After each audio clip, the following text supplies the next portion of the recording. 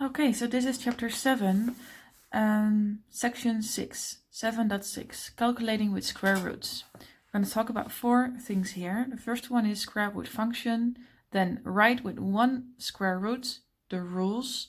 It's very important that you memorize these rules because otherwise you're going to mix it all up. And 3, write as short as possible, and 4, simplify the square roots. So this is the basic formula for a square root function. Fx equals square root x. The variable, which is x, is under the square root. Let me give you an example. Fx is 12 minus 5 square root 2x plus 3.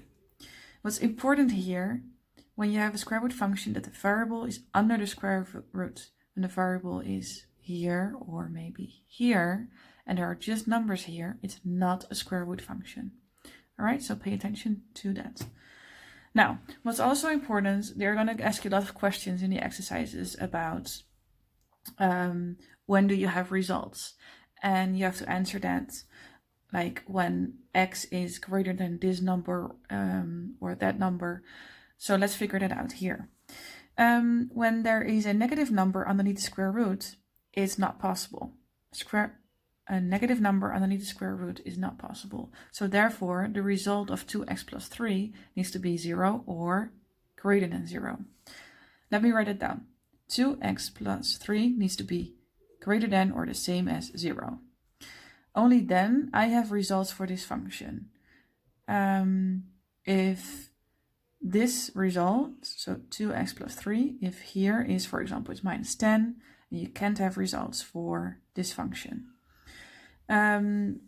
To make a visual, this function looks a bit like this. I think like this. So for x, when x is, for example, 5 or 10, we have results. Oh, this is all results.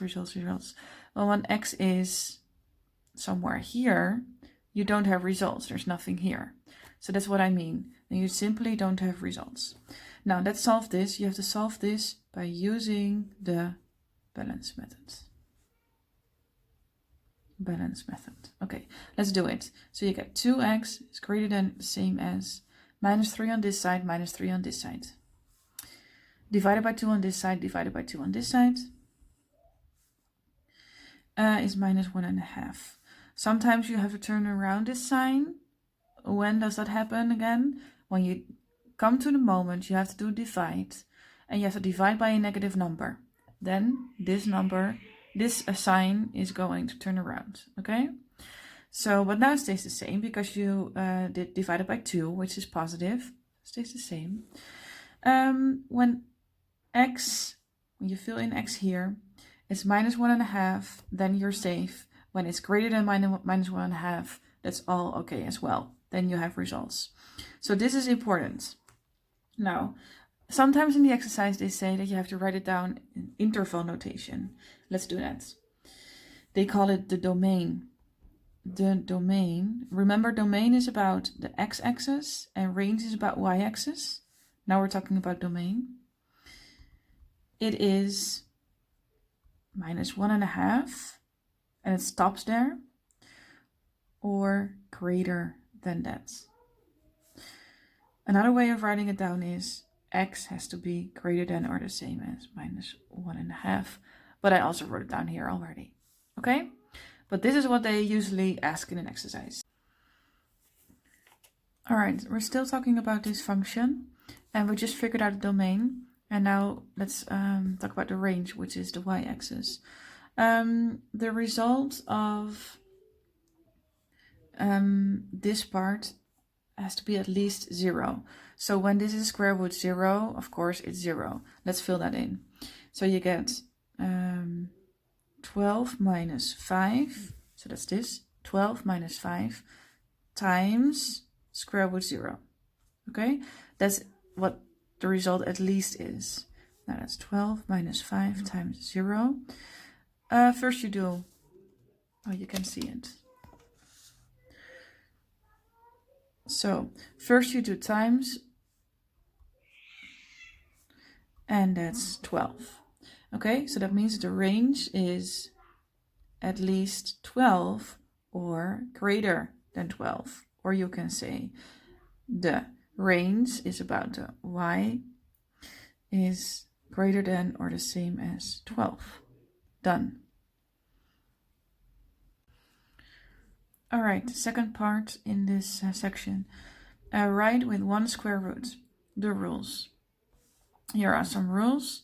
It's important here that A and B, which of course are numbers, but now to have like a basic kind of rule, we call it A and B. A and B can't be a negative number, so it has to be greater than or the same as 0. Why? Because we're talking about square roots again, and you can't have a negative number under the square root. Here's the first rule. Square root A times square root B is square root AB. Let me give you an example. Square root 3 times square root 7. Now, what is 3 times 7? It's 21. So square root 21. Done. This is right with one square root. So here are 2. Now I wrote it down as 1. Let's make it a little more difficult. So 5 square root 2 times minus 4 square root 8. I always say, to make it a little bit more simple for you, you do the normal numbers times each other and you do the square roots times each other. So first do the normal numbers. It's 5 times minus 4, which is minus 20. And then you do 2 times 8. This is of course a square root, so square root 16. Now, there's something going on over here because we remember the list of all the square roots that you know. That's the whole number. So to sum up, square root 4, square root 9, square root 16, square root 25, and so on and so on and so on. You have to remember those, okay? It's very important. This one is one of them. So I'm going to go a little bit further. Usually you stop here, but now I can simplify more. This is minus 20 times, there's a times sign here, and that's 4. Square root 16 is 4, so this is minus 80. And done. Okay, so here's the second rule. That square root A divided by square root B is a big square root A divided by B. This is very important. You can't divide by 0. So B cannot be 0. Can be any number, but not 0. So that's important to take in mind. Now here's an example. Square root 24x squared y by the power of 3 divided by square root 6xy. Now, you can make a big square root of it. Well, usually I skipped this step, to be honest, because I think it's just copying. Okay, now, first you do, I can divide this number, I can see this number and I see this number. They are both a multiple of 6. So I can divide this by 6 and I can divide this by 6. Let's do that. Let me write down a big square root again. 24 divided by 6 is 4. And this one divided by 6 is just 1. Now I'm going to look at the letters. This means x times x. This means y times y times y. This is just x by the power of 1, y by the power of 1. So this is x and this is y. Now, I can divide this by x and I can divide this by x. So the leftover is an x here and there's no x here anymore. Now, I can divide this by y and I can divide this by y. So the leftover is y squared and there's no y here anymore. And then, if I divide by 1, it's just the same number. Any number you divide by 1 is just that number. So I can simply write this down as 4xy power of 2. And now what? There's a 4 here. And what is that about? The 4, that is one that we know, so you can take it out. What is square root 4? It's 2. So I'm going to take out the square root 4. So that's 2. And this stays in the square root, so that's x, y squared. And now it's done. Okay, so part 3 here. Write as short as possible. All right, so let's, do you remember the rules? So this is square root 7 times square root 5. So that's square root 35. Then square root 11 times square root x, which is square root 11x. And here, a little bit more difficult. This is what you can expect on an n test, and maybe more. So then times another square root times another square root. Okay, so you just take it slow. Normal numbers times each other and square roots times each other. 2 times minus 3 is minus 6. And 5x times 8y. Let's split it up. First you do 5 times 8. Leave a little bit of room here. And then x times y. xy. A little bit longer. So this is the answer. Good. Alright, so this is part 4. Simplify the square roots. I always recommend, if you have to simplify square roots, to make a vertical list. Do this on the side of your notebook. It doesn't bother you because usually you don't have anything written here. And you write it all down. So it's 4, 9, 16, 25, 36, 49, 64, 81, 100, 121, 144.